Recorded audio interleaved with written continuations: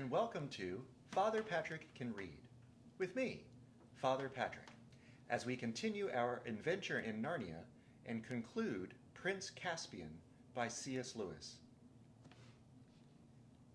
Chapter 15. Aslan makes a door in the air. At the sight of Aslan, the cheeks of the Telmarine soldiers became the color of cold gravy, their knees knocked together, and many fell on their faces. They had not believed in lions, and this made their fear greater. Even the red dwarfs, who knew that he came as a friend, stood with open mouths and could not speak. Some of the black dwarfs, who had been of Nickabrick's party, began to edge away. But all the talking beasts surged round the lion, with purrs and grunts and squeaks and whinnies of delight, fawning on him with their tails, rubbing against him, touching him reverently with their noses, and going to and fro under his body and between his legs. If you have ever seen a little cat loving a big dog whom it knows and trusts, you will have a pretty good picture of their behavior.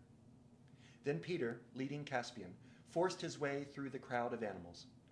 "This is Caspian, sir," he said, and Caspian knelt and kissed the lion's paw. "Welcome, Prince," said Aslan. "Do you feel yourself sufficient to take up the kingship of Narnia?" I don't think I do, sir," said Caspian. "I'm only a kid." "Good," said Aslan. "If you had felt yourself sufficient, it would have been a proof that you were not. Therefore, under us and under the High King, you shall be King of Narnia, Lord of Cair Paravel, and Emperor of the Lone Islands. You and your heirs while your race lasts. And your coronation. But what have we here?" For at that moment a curious little procession was approaching. 11 mice, 6 of whom carried between them something on a litter made of branches, but the litter was no bigger than a large atlas. No one has ever seen mice more woebegone than these. They were plastered with mud, some with blood too, and their ears were down, and their whiskers drooped, and their tails dragged in the grass, and their leader piped on his slender pipe a melancholy tune. On the litter lay what seemed little better than a damp heap of fur, all that was left of Reepicheep. He was still breathing, but more dead than alive, gashed with innumerable wounds, one paw crushed, and where his tail had been, a bandaged stump. "Now, Lucy," said Aslan. Lucy had her diamond bottle out in a moment. Though only a drop was needed on each of Reepicheep's wounds, the wounds were so many that there was a long and anxious silence before she had finished, and the master mouse sprang from the litter. His hand went at once to his sword hilt. With the other he twirled his whiskers. He bowed. "Hail, Aslan!" came his shrill voice. "I have the honor—" But then he suddenly stopped. The fact was that he still had no tail. Whether that Lucy had forgotten it, or that her cordial, though it could heal wounds, could not make things grow again. Reepicheep became aware of his loss as he made his bow. Perhaps it altered something in his balance. He looked over his right shoulder. Failing to see his tail, he strained his neck further till he had to turn his shoulders, and his whole body followed. But by that time his hindquarters had turned too, and were out of sight. Then he strained his neck, looking over his shoulder again, with the same result. Only after he had turned completely round 3 times did he realize the dreadful truth. "I am confounded," said Reepicheep to Aslan. "I am completely out of countenance. I must crave your indulgence for appearing in this unseemly fashion." "It becomes you very well, small one," said Aslan.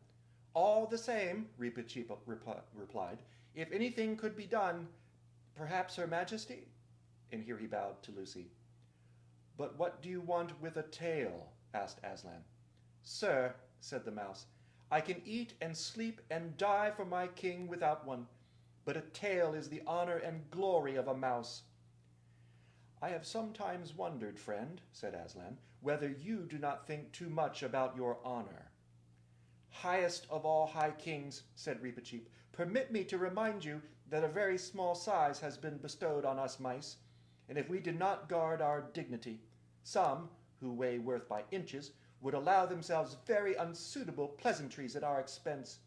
That is why I have been at some pains to make it known that no one who does not wish to feel this sword as near his heart as I can reach shall talk in my presence about traps or toasted cheese or candles. No, sir, not the tallest fool in Narnia." Here he glared very fiercely up at Wimbleweather. But the giant, who was always a stage behind everyone else, had not yet discovered what was being talked about down at his feet, and so missed the point. "Why have your followers all drawn their swords, may I ask?" said Aslan. "May it please your high majesty," said the second mouse, whose name was Peepakeek. "We are all waiting to cut off our own tails, if our chief must go without his. We will not bear the shame of wearing an honor which is denied to the high mouse." "Oh," roared Aslan, "you have conquered me. You have great hearts. Not for the sake of your dignity, Reepicheep, but for the love that is between you and your people, and still more for the kindness your people showed me long ago, when you ate away the cords that bound me on the stone table. And it was then, though you have long forgotten it, that you began to be talking mice. You shall have your tail again." Before Aslan had finished speaking, the new tail was in its place. Then, at Aslan's command, Peter bestowed knighthood of the Order of the Lion on Caspian, and Caspian, as soon as he was knighted, himself bestowed it on Truffle Hunter and Trumpkin and Reepicheep, and made Master Cornelius his Lord Chancellor, and confirmed the Bulgy Bear in his hereditary office of Marshal of the Lists, and there was great applause. After this, the Telmarine soldiers, firmly, but without taunts or blows, were taken across the ford, and all put under lock and key in the town of Baruna, and given beef and beer. They made a great fuss about wading the river, for they all hated and feared running water just as much as they hated and feared woods and animals. But in the end, the nuisance was over. And then the nicest part of that long day began. Lucy, sitting close to Aslan and divinely comfortable, wondered what the trees were doing. At first, she thought they were merely dancing. They were certainly going round slowly in 2 circles, one from left to right, and the other from right to left. Then she noticed that they kept throwing something down in the center of both circles. Sometimes she thought they were cutting off long strands of their hair. At other times it looked as if they were breaking off bits of their fingers. But if so, they had plenty of fingers to spare, and it did not hurt them. But whatever they were throwing down, when it reached the ground, it became brushwood or dry sticks. Then 3 or 4 of the red dwarfs came forward with their tinder boxes and set light to the fire, which first crackled and then blazed, and finally roared as a woodland bonfire on midsummer night ought to do. And everyone sat down in a wide circle around it. Then Bacchus and Silenus and the Maenads began a dance, far wilder than the dance of the trees. Not merely a dance for fun and beauty, though it was that too, but a magic dance of plenty. And where their hands touched, and where their feet fell, the feast came into existence. Sides of roasted meat that filled the grove with delicious smell, and wheaten cakes and oaten cakes, honey and many-colored sugars and cream as thick as porridge and as smooth as still water, peaches, nectarines, pomegranates, pears, grapes, strawberries, raspberries, pyramids and cataracts of fruit. Then, in great wooden cups and bowls and mazers, wreathed with ivy, came the wines. Dark, thick ones like syrups of mulberry juice, and clear red ones like red jellies liquefied, and yellow wines and green wines, and yellowy green and greenish yellow. But for the tree people, different fare was provided. When Lucy saw Clodsley's shovel and his moles scuffling up the turf in various places, which Bacchus had pointed out to them, and realized that the trees were going to eat earth, it gave her rather a shudder. But when she saw the earths that were actually brought to them, she felt quite different. They began with a rich brown loam that looked almost exactly like chocolate. So like chocolate, in fact, that Edmund tried a piece of it, but he did not find it at all nice. When the rich loam had taken the edge off their hunger, the trees turned to an earth of the kind you see in Somerset, which is almost pink. They said it was lighter and sweeter. At the cheese stage, they had a chalky soil, and then went on to delicate confections of the finest gravels powdered with choice silver sand. They drank very little wine, and it made the hollies very talkative. For the most part, they quenched their thirst with deep draughts of mingled dew and rain, flavored with forest flowers and the airy taste of the thinnest clouds. Thus Aslan feasted the Narnians till long after the sunset had died away, and the stars had come out. And the great fire, now hotter but less noisy, shone like a beacon in the dark woods, and the frightened Telmarines saw it from far away and wondered what it might mean. The best thing of all about this feast was that there was no breaking up or going away. But as the talk grew quieter and slower, one after another would begin to nod and finally drop off to sleep, with feet towards the fire and good friends on either side, till at last there was silence all round the circle, and the chattering of water over stone at the fords of Bruna could be heard once more. But all night Aslan and the moon gazed upon each other with joyful and unblinking eyes. Next day, messengers, who were chiefly squirrels and birds, were sent all over the country with a proclamation to the scattered Telmarines, including, of course, the prisoners in Bruna. They were told that Caspian was now king, and that Narnia would henceforth belong to the talking beasts and the dwarfs and dryads and fauns and other creatures quite as much as to the men.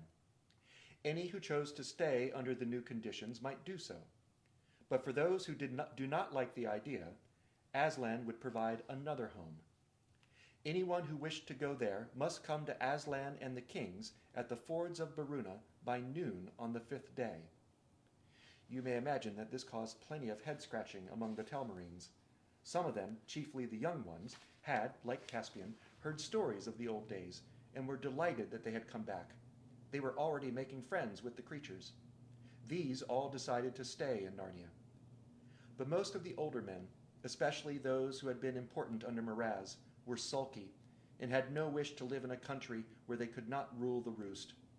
Live here with a lot of bloomin' performin' animals? No fear, they said. And ghosts, too, some added with a shudder. That's what those there dryads really are. It's not canny. They were also suspicious. I don't trust him, they said. Not with that awful lion and all. He won't keep his claws off us long, you'll see.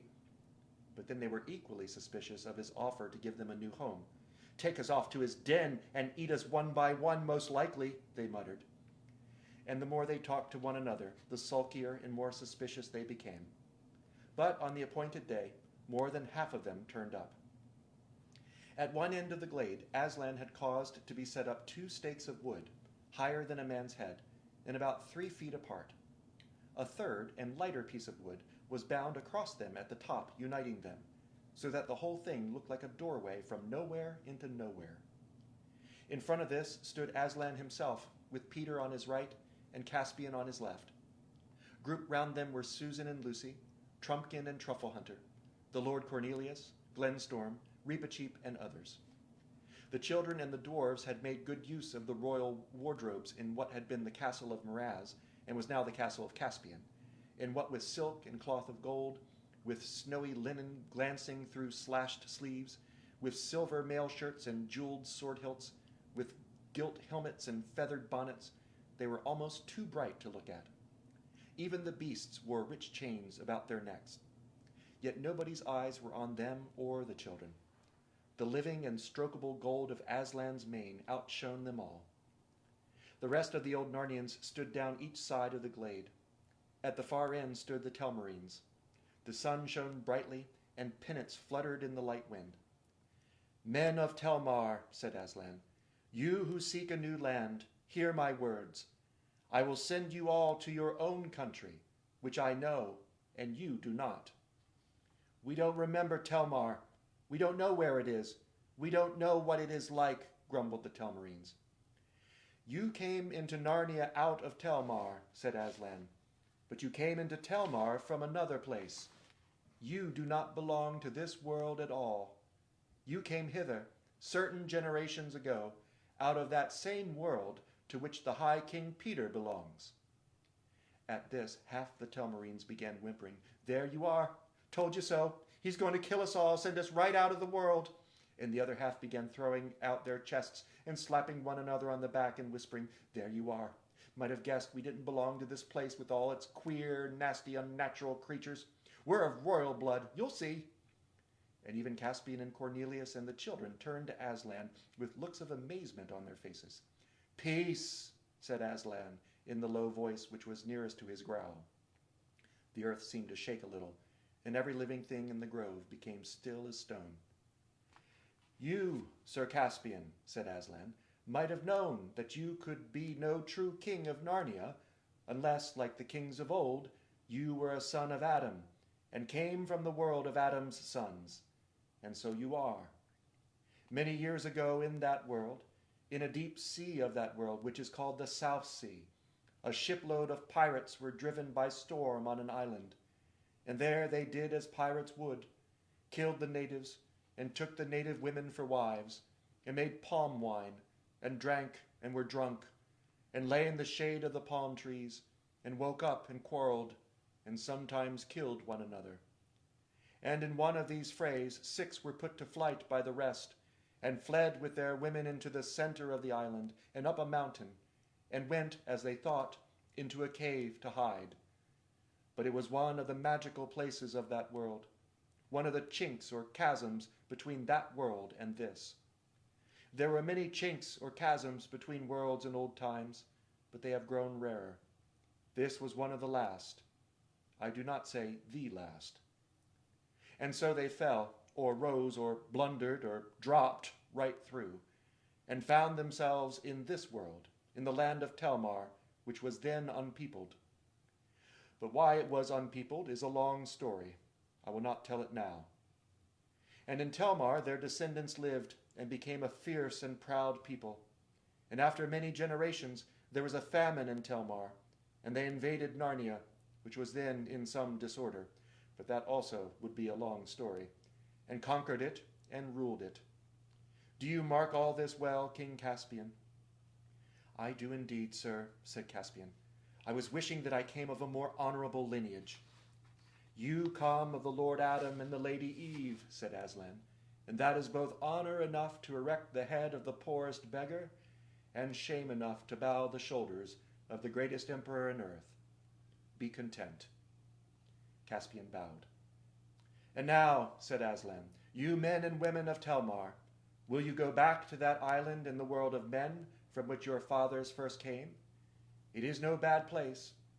The race of those pirates who first found it has died out, and it is without inhabitants.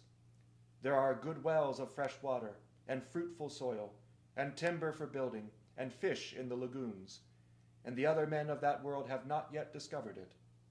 The chasm is open for your return. But this I must warn you, that once you have gone through, it will close behind you forever. There will be no more commerce between the worlds by that door. There was silence for a moment. Then a burly, decent-looking fellow among the Telmarine soldiers pushed forward and said, Well, I'll take the offer. It is well chosen, said Aslan, and because you have spoken first, strong magic is upon you. Your future in that world shall be good. Come forth. The man, now a little pale, came forward. Aslan and his court drew aside, leaving him free access to the empty doorway of the stakes. Go through it, my son, said Aslan, bending towards him and touching the man's nose with his own. As soon as the lion's breath came upon him, a new look came into the man's eyes, startled, but not unhappy, as if he were trying to remember something. Then he squared his shoulders and walked into the door. Everyone's eyes were fixed on him.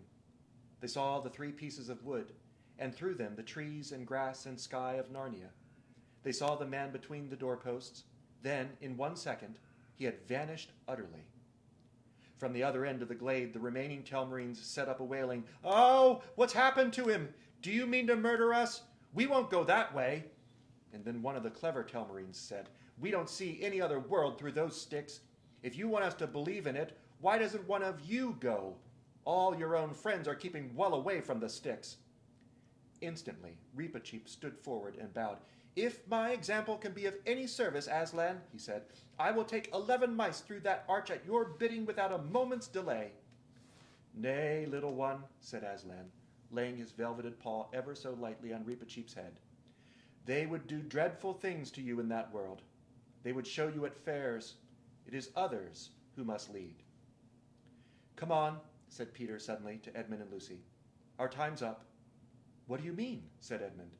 This way, said Susan, who seemed to know all about it. Back into the trees. We've got to change. Change what? Asked Lucy. Our clothes, of course, said Susan. Nice fools we'd look on the platform of an English station in these. But our other things are at Caspian's castle, said Edmund. No, they're not, said Peter, still leading the way into the thickest wood. They're all here. They were brought down in bundles this morning. It's all arranged. Was that what Aslan was talking to you and Susan about this morning? Asked Lucy. Yes, that and other things, said Peter, his face very solemn. I can't tell it to you all now. There were things he wanted to say to Sue and me because we're not coming back to Narnia. Never? Cried Edmund and Lucy in dismay. Oh, you two are, answered Peter. At least, from what he said, I'm pretty sure he means you to get back someday. But not Sue and me. He says we're getting too old. Oh, Peter, said Lucy, what awful bad luck. Can you bear it? Well, I think I can, said Peter. It's all rather different from what I thought. You'll understand when it comes to your last time. But quick, here are our things. It was odd and not very nice to take off their royal clothes and to come back in their school things, not very fresh now, into that great assembly. One or two of the nastier Telmarines jeered. But the other creatures all cheered and rose up in honor of Peter the High King and Queen Susan of the Horn and King Edmund and Queen Lucy. There were affectionate and, on Lucy's part, tearful farewells with all their old friends, animal kisses and hugs from bulgy bears, and hands wrung by Trumpkin, and a last tickly, whiskerish embrace with Truffle Hunter. And of course, Caspian offered the horn back to Susan, and of course Susan told him to keep it. And then, wonderfully and terribly, it was farewell to Aslan himself. And Peter took his place with Susan's hands on his shoulders, and Edmund's on hers, and Lucy's on his, and the first of the Telmarines on Lucy's. And so in a long line they moved forward to the door. After that came a moment which is hard to describe, for the children seemed to be seeing three things at once. One was the mouth of a cave opening into the glaring green and blue of an island in the Pacific, where all the Telmarines would find themselves the moment they were through the door. The second was a glade in Narnia, the faces of dwarfs and beasts, the deep eyes of Aslan, and the white patches on the badger's cheeks. But the third, which rapidly swallowed up the other two, was the gray, gravelly surface of a platform in a country station, and a seat with luggage round it, where they were all sitting as if they had never moved from it. A little flat and dreary for a moment after all they had been through, but also, unexpectedly, nice in its own way, what with the familiar railway station smell and the English sky and the summer term before them. Well, said Peter, we have had a time. Oh, bother, said Edmund. I've left my new torch in Narnia.